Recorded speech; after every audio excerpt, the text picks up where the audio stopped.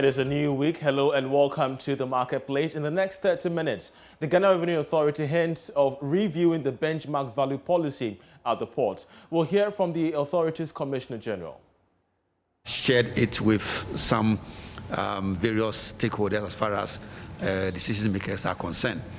And I must say that it is being reviewed, and at the right time, whatever comes out will be shared.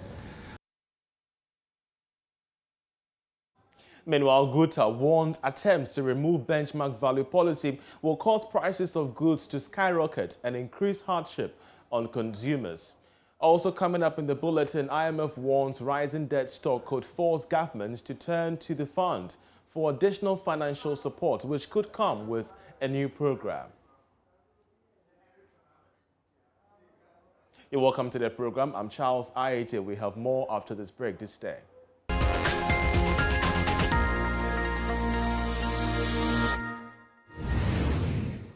Hello and welcome. The Ghana Union of Traders Association is accusing the government of attempts to remove the benchmark value reduction of 50% on some selected items. It says any scrapping of the policy will escalate prices of goods on the market.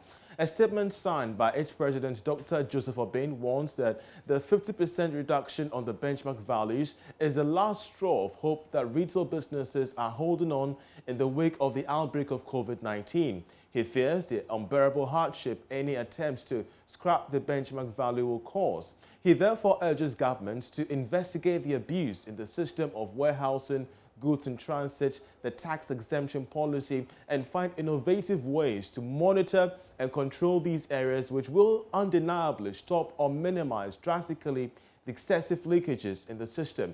We'll connect with Dr. Obin shortly, but first let's hear from the Commissioner General of the GRA, Reverend Amishada Owusu-Amwa, who recently confirmed hints for a review. We have shared it with some various stakeholders as far as decision makers are concerned. And I must say that it is being reviewed, and at the right time, whatever comes out will be shared. We have looked at both the some of the products that are impacted. We have also looked at some of the goods that where we have excise taxes on them, that if you look at the excise tax we have on them, that talking about the imported ones as well as compared to the locally manufactured ones. And then you look at the benchmark that comes after the thing has been imported, and then its effects compared to the manufactured one, when you take some of the products like the tobacco and other things like that. So it is something that we have discussed, and we have looked at some of the details, and we have presented, and discussions are ongoing. And I cannot firmly say at what point, but it's something that's being looked at. And I'm sure when the minister is doing his review, he will comment on some of these things in the media review. Thankfully, Dr. Obin joins us via Zoom. Dr. Obin, we're so grateful that you joined us. Your warning of, catastrophic effects on the consumer as well as traders should this benchmark value be reviewed. Why so? Yeah, it is very worrying to the extent that even Council of State just called us recently to discuss on way forward as to why prices are escalating in the market. If you recall, the former Deputy Minister of Finance also brought to the fore of Parliament the fact that prices of goods and services are escalating in this country. These are all coming because we are not in normal times. The effect of the COVID is so is having its heavy toll on the trading community as well as the consuming public, and that's the reason why we are not expecting that at this time. That's this trying moment where businesses are on the verge of collapse. This good policy that government introduced should be reversed. It is not fair, and considering the unbearable prices that is the consuming public have to contend themselves with. World commodity prices have gone up astronomically high. The freight charges have gone up high. If the intention of government is to get a hands on its revenue collection, then this is not the proper form that it should adopt, because it's not going to succeed anyway. With the introduction of the benchmark policy, government have exceeded all its revenue targets since its inception. And that if there's something that we have to do to even bring in a lot more money to the government, then of course the loopholes in the system, the leakages that is in the system, in the forms of warehousing, the tax exemption policy, the goods in transit. These are where the bulk of our resources are being siphoned away. And we think government should think through again, not to unnecessarily surcharge the consuming public and unnecessarily frustrate the importing community. We are talking about essential commodities like rice, edible oil, frozen chicken, biscuits, and all that. These things. These are not luxury things. If you are talking about cigarettes and alcohol drinks, then of course these are the things that goes against health, and we can support that, but not essential commodities that the people dwells in the era and a time that we are fighting COVID. When we are fighting COVID, it means that we have to eat and get our strength to fight it. We shouldn't be surcharged and penalized so that the consuming public will be challenged to have this thing. So it doesn't go well, especially at this time. Where we are fighting the COVID, it doesn't match up. It doesn't match up. So if it is for the purposes of revenue, then it's a wrong target than a government, because this one only go to induce smuggling. Let me tell you, before the introduction of this beautiful policy, benchmark policy, the total import of rice in Cote d'Ivoire was 1.5 million metric tons. But with the introduction of the benchmark value in Ghana, this reduced to 1 million metric tons, meaning that over 500,000 metric tons were being smuggled through the Western Corridor. And these things happen elsewhere and everywhere. And so government should think through and see that if the main purpose is for us to get revenue, then the target. But if it's through the lobbying of AGI, then too we will say that we are not self-sufficient in production of rice. If you look at the salad time, yes. Local rice got short.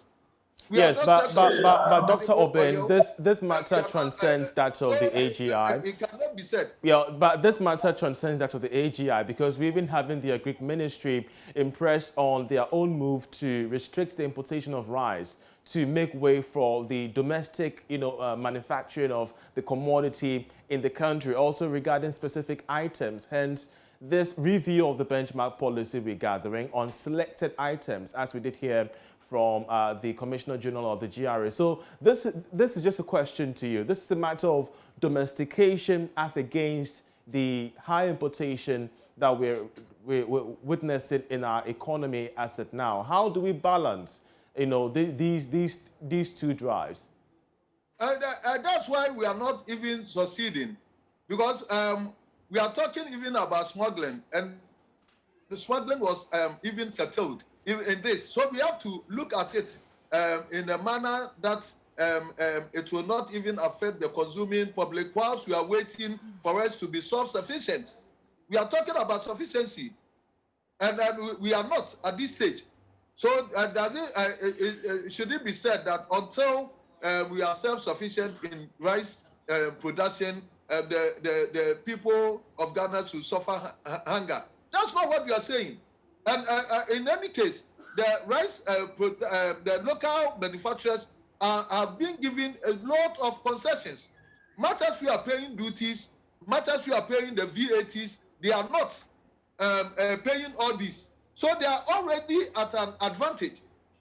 It's not that they are not even advantaged, and it's not that they are not being protected, and it's not that we are not even paying taxes for these products that they are talking about. We are already paying. The tax for rice is duty rate for tax is 20%. We understand. We understand. Hello? Yeah, we understand that you will be meeting the finance ministry somewhere today to iron out these issues. What exactly should we be expecting out of this meeting? Oh, today's meeting is not for this reason. I think it's about launching of a product. So, Okay. but when we meet But there, we can fix subsequently, a we do know date that to you meet. will be, subsequently, we know that you will be ironing out these challenges to government. Definitely. What are you expecting out of this? Yeah, we will make our case, and we think that this strategy may not even help Ghana in its quest to enhance on its revenue collection. What will happen is that it will induce smuggling and unorthodox ways of clearing goods. That has happened in the past and is going to repeat itself. And what measures are we doing to enhance on actual productivity on the areas that we have comparative advantage? That's what matters a lot. It's not that we are trying to do something and that thing is not even working and that the people of Ghana should be surcharged. That's not innovation at all. So I believe that we have to revamp the rice production, mechanize it, do everything, put all the necessary resources until we attain self-sufficiency. Until then, the people of Ghana shouldn't suffer. That is not fair. Dr. Albin, we're so grateful that you joined us. We shall keep an eye on this as we engage other authorities on this matter. The Finance Ministry is hoping to also give a response to this. We shall keep an eye to give you updates. But to other stories, the International Monetary Fund is warning that the country's rising debt stock and negative impact of the third wave of COVID-19 could force the country to seek financial support from the fund. This was captured in its latest staff report on the country. George Yaffe has the details. In this report on Ghana was worried about the third COVID-19 wave and how that could hit our earnings from exports, taxes and inflows. It argued that these developments may push Ghana to seek additional financial support from the IMF, which could be captured under a program, or seeking support from other areas like the capital market. The warning is coming at a time that the IMF and the World Bank are carrying out their own assessment to establish whether Ghana can be classified as being in financial distress or can pay its debt back on time. For some economists, the third COVID-19 wave poses a major threat to the economy, and it will be interesting to see how things will shape up for the rest of the year and even going into 2022. In the same report, the IMF was also worried about the current economic recovery, describing it as not being evenly spread, as some sectors are yet to pick up strongly because of how it was badly affected from last year. The IMF was of the view that the recovery in these sectors are crucial because of how they positively impacted on the livelihoods of Ghanaians, and that is why they are worried about how this recovery could be described as fragile. Let's stay on this matter because we're joined via Zoom by the head of finance department at the Valley View University, Dr. Williams Fepra, with some analysis. Doctor, we're so grateful that you joined us. What do you make of the assessment by the IMF, the fact that we could get back to them seeking help? Thank you very much and good afternoon to your viewers. The discussion, from my simple analysis in the past, I have always maintained that looking at the trajectories of our financial situation, Ghana must seek a cheaper source of funds. Ghana is a member of the IMF, and the current situation requires us to go to them for some funding. During the around March last year, when we shut the country down, we received about $100 million from the fund to support our operations. And as we see what is currently happening in the country with the strikes, with the Guta agitation on the new taxation enforcement policies, this is requiring that it may affect the country. And in that case, Ghana must seek some funds, go to the fund and draw from it. The fund is showing that it has about $1 trillion dollars available for countries that want to draw from it. The minister's statement, which was released recently at Parliament, also shown that the country could not raise the revenue that we needed. The 3.32 billion cedis were able to raise 2.28 billion Ghana cedis, which means that there is a shortfall. And if it continues like this, and we're unable to get the revenues in, Ghana will find itself in a difficult position to pay the various loans that we have taken. The Bank of Ghana report, which was issued end of June, showed that 76% of our income in terms of funds are used to, of the GDP is used to take care of, or is provided by debt, and which is a major concern. If you have a country and about 3/4 of your funding is on debt situation, which means that we are in distress point. I So understand your drift, but of course, the minority in Parliament, you stated Parliament, is also making the case that seeking, fund from the IMF could be a little bit, reasonable as against going for expensive borrowing. How do you respond to this, especially when the IMF is also saying that the country's economic recovery is not evenly spread? yeah, I mean, what the minority probably, what they are saying might have a little bit of sense in it, because our current debt situation, we use half of our inflows to service only interest. So if we are going to raise funds from somewhere to support the country, we should go to a fund that its interest rate is very, very low. If you cannot get an interest which is very low and go to any source to get some funds, it will put our country in another and in a very difficult situation. So I've been saying it's very difficult for the country because of the politics behind any country, any government going to IMF. All But right. we are members of the fund. So The fund is when from your think that perspective, so from your perspective as an economist, what should we do now in the medium to long term? first we should present our COVID case to the fund. The fund has some funds available for COVID situations. We benefited from the first $100 million. We can go to the fund and tell them that our cases are rising and it's affecting our economy. There is a danger that possibly we might have to whether do another lockdown if the cases don't go down. Then the fund can consider, whilst we also find a way to strategize in reducing our expenditure. If the government is able to reduce the expenditure, which I think is very difficult now because of the numerous strike actions. We know that now the university lecturers are on strike, and we have also heard of GUTA also resisting some measures from enforcement rules through the tax enforcement. These are signals that we have to be careful. I'm sure the moment government gives in to the university lecturers, other institutions will also follow for increment. And in effect, we will not have the money to pay. So we have to start talking to IMF.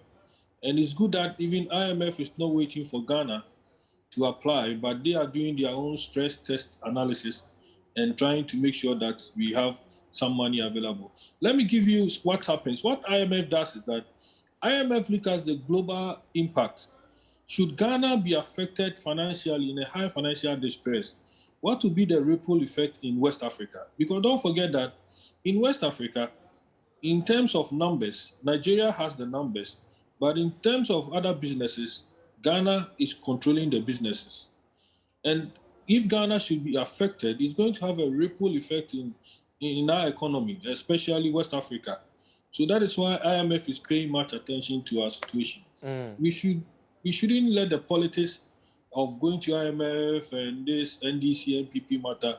But the situation is that is the only place we can get a cheaper source of funds. And you might even get interest-free loans from them, which will help us to sustain ourselves for the foreseeable future. So that is what I think that we have to do. I know that once the government decides to go to IMF, people will be talking about, we told you so, and you couldn't manage the economy. But this is not about managing the economy. This is about survival, All right. sustainability. That is where we have to look at. We're so grateful for your inputs there on matters regarding Ghana's rising debt stock and the various warnings from the International Monetary Fund. But moving on to other stories, the enterprise insurance leads path to introduce risk mitigation products for Ghanaian and African businesses to benefit immensely from the continental free trade insurance giant Enterprise Group Limited is therefore taking this particular move to aid in the progress of Ghanaian businesses and that of African enterprises as well. Enterprise, we like to think of ourselves as leaders in the insurance industry or in the risk mitigation industry.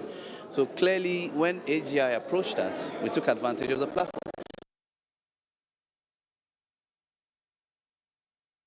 To the fore and particularly discussed in the right forum with the right people, which as you know, events, COVID, and then after are easy things that will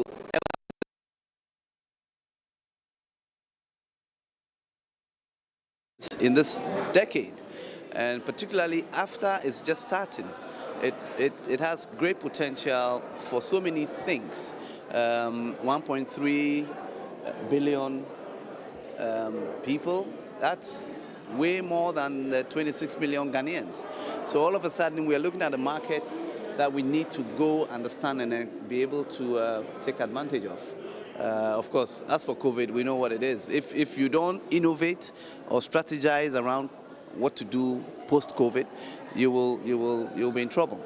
That was Kelly Gajepo there. Well, the Grameen Foundation is partnering 3 civil society organizations in the Northern and Upper East regions to establish 90 female mobile money vendors as part of the employment program. Now, these women are expected to also serve as business advisors to other women in the communities. Martina Bugri has more.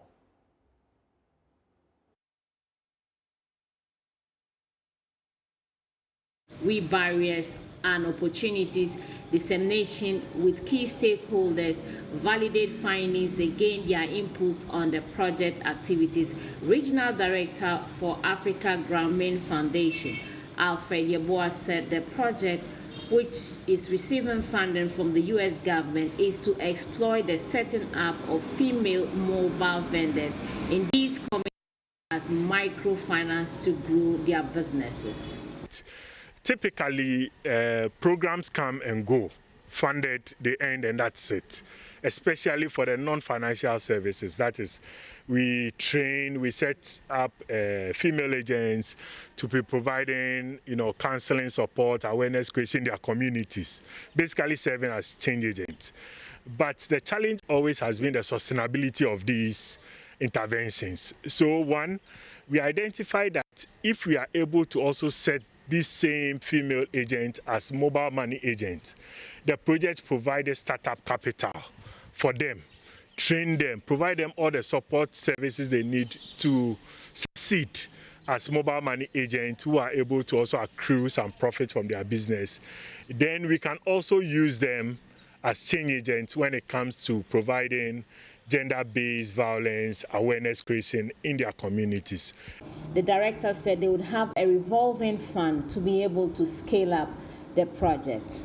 So the whole idea is that we will come up with some kind of a revolving fund out of this project and then find ways to attract investment or funding into this fund to be able to scale up the numbers. That's how we end this edition of Marketplace.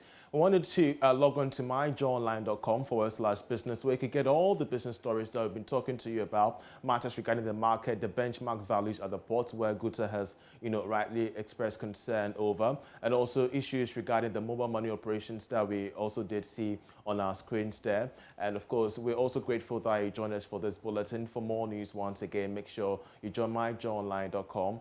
And grateful once again, enjoy the rest of our programs.